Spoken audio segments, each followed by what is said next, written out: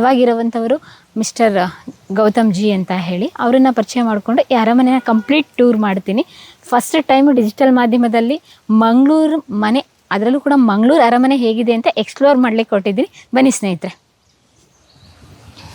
ಇದು ಮನೇನಾ ದೇವಸ್ಥಾನನ ನನಗಂತೂ ಗೊತ್ತಾಗ್ತಾ ಇಲ್ಲ. ನಮ್ಮ ಗೌತಮ್ ಸರ್ನೇ ಕೇಳಬೇಕು. ಮೇಡಮ್ ನಮಸ್ತೆ. ನಮಸ್ಕಾರ, ಹೇಗಿದ್ದೀರಾ? ಆರಾಮ್. ಓಕೆ, ನನಗೆ ತುಂಬ ಕನ್ಫ್ಯೂಷನ್ ಆಗ್ತಾ ಇದೆ. ಇದು ಮನೇನಾ ಅರಮನೆನಾ ಅಥವಾ ದೇವಸ್ಥಾನನ ಅಂತ ಹೇಳಿ. ಇದು ಅರಮನೆ. ಓಕೆ. ಎಲ್ಲರೂ ಮನೆಯಲ್ಲಿದ್ದರೆ ಅರಸರು ಅರಮನೆಯಲ್ಲಿರ್ತಾರೆ. ಸೊ ಇದು ನನ್ನ ತಂದೆಗೆ ಪಟ್ಟ ಆಗಿದೆ. ಅವರು ಮುಲ್ಕಿ ಸೀಮೆದ ಅರಸರು. ಮುಲ್ಕಿ ಅರಮನೆ ಅಂತ ಹೇಳಿದರೆ 32 ಗ್ರಾಮ ಮುಲ್ಕಿ ಅರಮನೆಗೆ ಬರುವಂಥದ್ದು, ಆಡಳಿತ ವ್ಯವಸ್ಥೆಗೆ ಬರುವಂಥದ್ದು ಕ್ರಮ.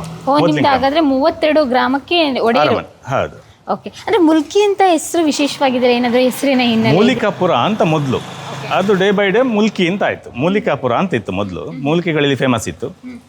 ಡೇ ಬೈ ಡೇ ಅದು ಮುಲ್ಕಿ ಅಂತ ಆಗಿದೆ. ಎಷ್ಟು ವರ್ಷದಿಂದ ಆಳ್ವಿಕೆ ಮಾಡ್ಕೊಂಡು ಬಂದಿದ್ದೀರಾ? ಇದು 800 ವರ್ಷದ ಇತಿಹಾಸ ಇರುವಂಥದ್ದು. ನಮ್ಮ 800 ವರ್ಷ ಇತಿಹಾಸ ಇರುವಂಥದ್ದು. ಹೌದು.